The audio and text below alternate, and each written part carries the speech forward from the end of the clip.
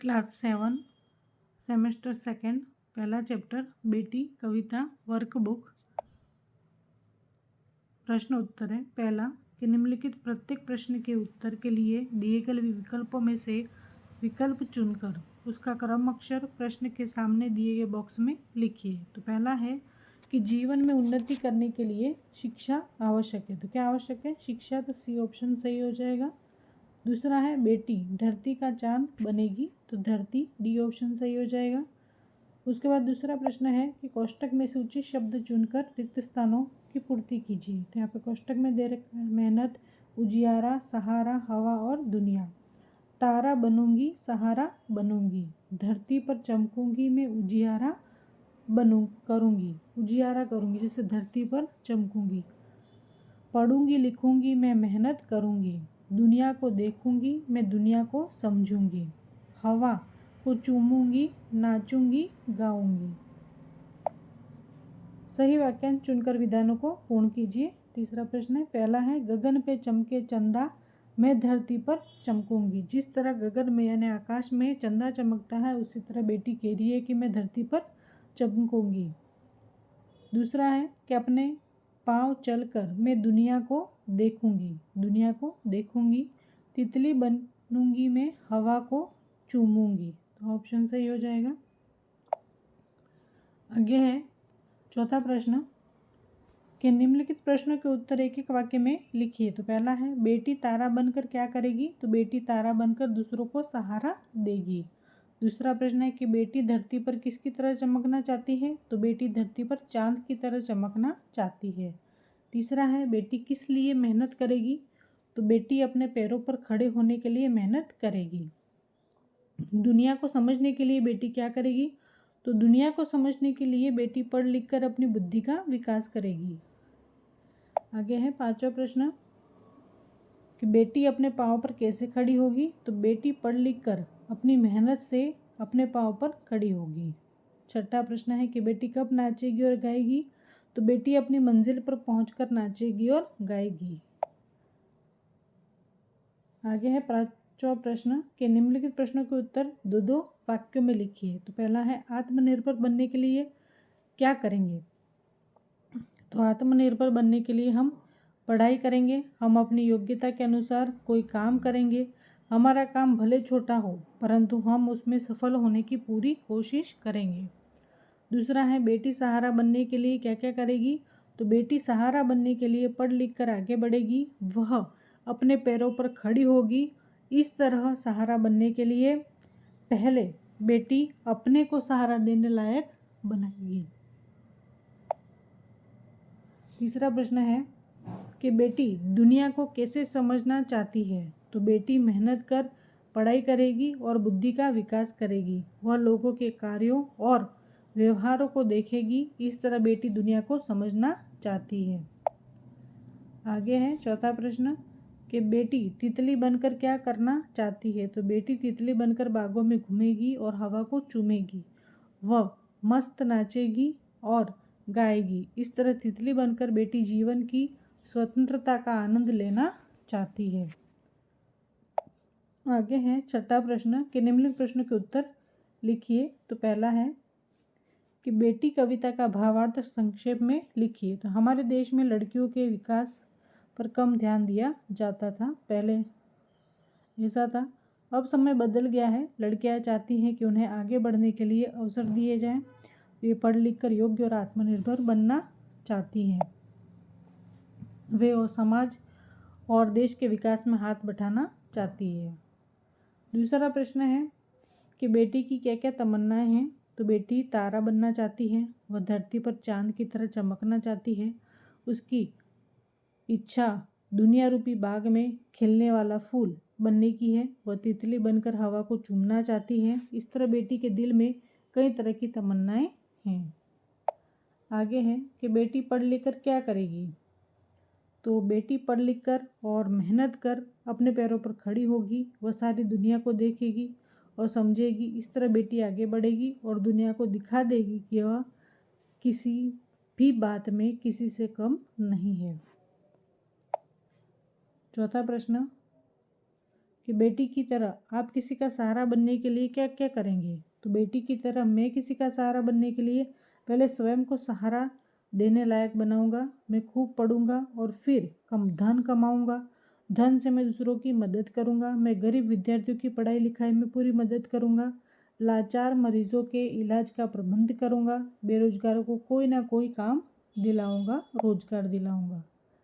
आगे है 5वां प्रश्न कि बड़े होकर आप क्या बनना चाहते हैं और क्यों। तो बड़ा होकर मैं अपंगों का डॉक्टर बनना चाहता हूँ। मैं देखता हूँ कि तरह तरह की दुर्घटनाओं के कारण देश में अपंगों की संख्या बढ़ती जा रही है।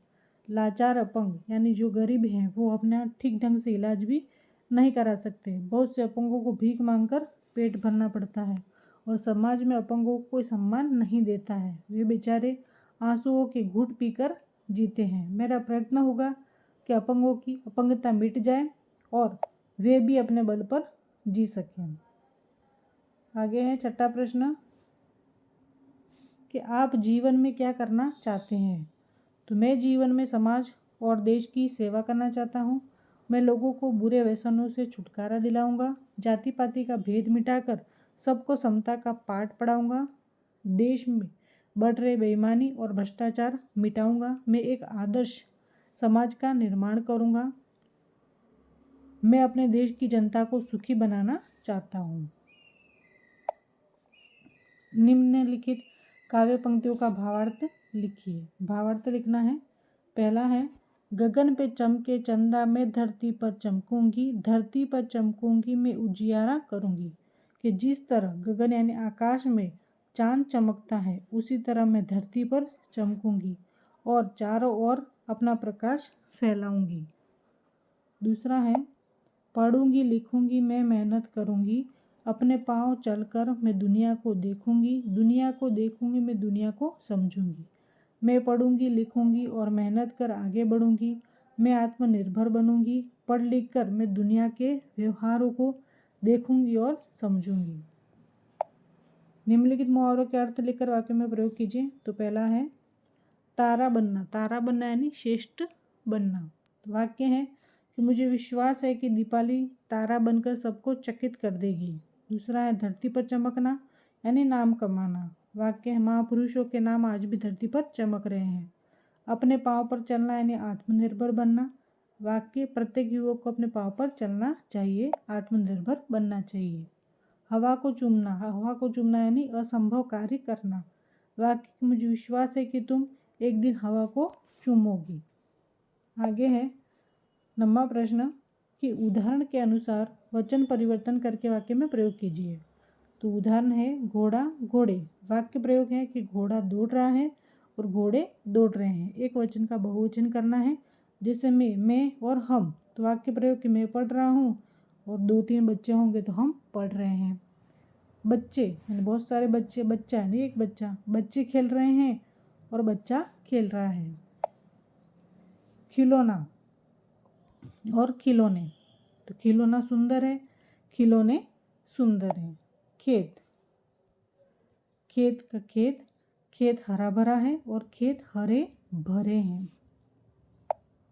आगे है 10वां प्रश्न कि नीचे दिए गए शब्दों के अर्थ लिखिए और उन अर्थों को शब्द कोश के क्रम में लिखिए। आपको अर्थ लिखना है। मिसाल तो उदाहरण, गर्व तो अहंकार, अंबर आकाश, शान प्रतिष्ठा, कष्ट मुसीबत या पीड़ा। ये सब अर्थ लिखे हैं, उनको शब्दकोश के क्रम में लिखना है। अर्थ शब्दकोश के क्रम में। तो अहंकार पहले आएगा अ, फिर आ आएगा आकाश, उ आएगा उदाहरण, प्रतिष्ठा और पीड़ा। आगे है 11वां प्रश्न कि निम्नलिखित शब्दों को उदाहरण के अनुसार उचित क्रम में रखकर अर्थपूर्ण वाक्य बनाइए। तो पहला उदाहरण है, शब्द है यहाँ पे कि चाहिए का प्रसार घर घर होना में शिक्षा। तो वाक्य क्या बनेगा कि घर घर में शिक्षा का प्रसार होना चाहिए। पहला है पेड़ भारत का की है मूलतः नीम धरती। तो वाक्य ऐसे बनेगा कि नीम मूलतः भारत की धरती का पेड़ है। नीम है दातुन श्रेष्ठ की होती दातों लिए के। तो दांतों के लिए नीम की दातुन श्रेष्ठ होती है। दिया जलाकर दिया रख में आंगन, तो वाक्य बनेगा कि दिया जलाकर आंगन में रख दिया। चौथा है अधीरता दिखानी हमें में नहीं खाने चाहिए, तो हमें खाने में अधीरता नहीं दिखानी चाहिए। विनम्रता चाहिए व्यवहार हमारे में होनी भी, तो हमारे व्यवहार में विनम्रता भी होनी चाहिए। आगे है 12वां प्रश्न, उदाहरण के अनुसार विलोम शब्द लिखिए और मूल शब्द तथा विलोम शब्द का वाक्य में प्रयोग कीजिए। तो उदाहरण है जैसे सफल का हो जाएगा असफल, तो वाक्य प्रयोग किया पहले सफल का, तेनसिंग एवरेस्ट पर पहुंचने में सफल हुए। दूसरा असफल का बनाया वाक्य, कई बार मेहनत करने पर भी आदमी असफल होता है। उसी तरह आकाश का विलोम शब्द हो जाएगा धरती, वाक्य प्रयोग करेंगे देखते ही देखते विमान आकाश में पहुंच गया और यात्री सुरक्षित रूप से धरती पर उतर आए।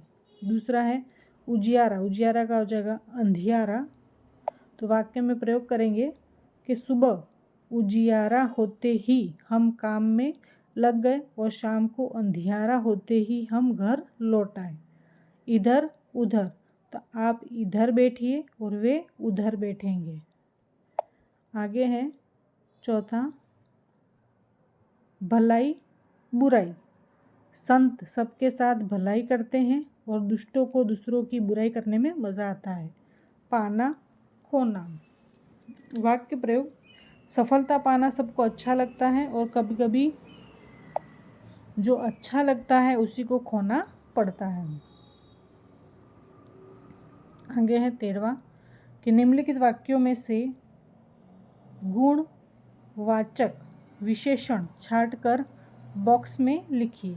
गुणवाचक विशेषण यानी किसी की गुणता बताने वाला।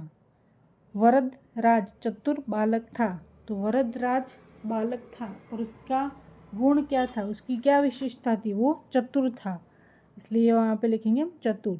फूल बाजार में पीले गुलाब मिलते हैं, गुलाब तो मिलते हैं लेकिन कौन से, पीले, तो पीले गुलाब की विशेषता हो गई। मिर्च का स्वाद तीखा होता है, तो तीखा गुणवाचक विशेषण। शहरों में पंजाबी खाना मिलता है, तो पंजाबी। सफ़ेद कपड़ों में दाग तुरंत दिखाई देता है, तो सफ़ेद। आगे है निम्नलिखित शब्दों में से निश्चित संख्यावाचक और अनिश्चित संख्यावाचक विशेषण छांटकर लिखिए। तो यहाँ पे दे रखा है, तो निश्चित संख्यावाचक विशेषण है, जो निश्चित होता है वो संख्या निश्चित होती है वो, जिससे 50, 2.5, चौगुना, चौथा और चारों। अनिश्चित संख्यावाचक विशेषण यानी कोई संख्या निर्धारित नहीं होती, यानी कई लोग बैठे होंगे, थोड़ा पानी होगा, ऐसे ये कहीं, थोड़ा, बहुत, कुछ, ज़्यादा, ये सब होता है अनिश्चित संख्यावाचक विशेषण। आगे है 15वां प्रोजेक्ट वर्क, भिन्न भिन्न क्षेत्रों में महत्वपूर्ण योगदान देने वाली निम्नलिखित नारियों के बारे में लिखिए। मुद्दे क्या हैं, आप उनका जन्म, बाल्यकाल, शिक्षा, जिस क्षेत्र में योगदान दिया उसका विवरण, सचित्र जानकारी करना है। तो पहला है श्रीमती इंदिरा गांधी, ये इंदिरा गांधी का फोटो है, तो वो राजनीति में थी और इनका जन्म 19 नवंबर 1917 को इलाहाबाद में हुआ था और इनकी शिक्षा इलाहाबाद और शांति निकेतन में हुई थी। पिता भारत के पूर्व प्रधानमंत्री जवाहरलाल नेहरू के सानिध्य में रहकर उन्होंने राजनीति का अनुभव प्राप्त किया और सन 1966 में भारत की पहली महिला प्रधानमंत्री बनी और सन 1974 में पोखरण में पहला परमाणु बम विस्फोट हुआ, दुनिया चकित रह गई। सन 1971 में भारत पाकिस्तान युद्ध में पाकिस्तान की बुरी तरह पराजय हुई और बांग्लादेश नामक नए राष्ट्र का जन्म हुआ और सन 1980 में दोबारा देश की प्रधानमंत्री बनी श्रीमती इंदिरा गांधी। दूसरी है श्रीमती सावित्रीबाई फूले, तो ये स्त्री शिक्षा में इनका योगदान था और इनका जन्म सन 1831 में हुआ था। पति थे ज्योतिराव फूले, जिनसे उन्होंने मराठी में शिक्षा प्राप्त की। सन 1848 में कन्याशाला खोली, जो भारत की पहली कन्याशाला थी, और पूरा जीवन शिक्षा के प्रचार और प्रसार में बिताया, और वे महाराष्ट्र की प्रथम प्रशिक्षित महिला अध्यापिका थी, श्रीमती सावित्रीबाई फूले। आगे है तीसरा, कल्पना चावला। कल्पना चावला का योगदान था अंतरिक्ष विज्ञान में। कल्पना चावला का जन्म हरियाणा प्रांत के करनाल जिले में हुआ था। उन्होंने आरंभिक शिक्षा मॉडल टाउन करनाल के टैगोर विद्यालय से प्राप्त की। इंजीनियरिंग की शिक्षा पंजाब इंजीनियरिंग कॉलेज चंडीगढ़ से प्राप्त की। इसके बाद वे अमेरिका गई और टेक्सास विश्वविद्यालय से एरोस्पेस इंजीनियरिंग में MSc की डिग्री हासिल की।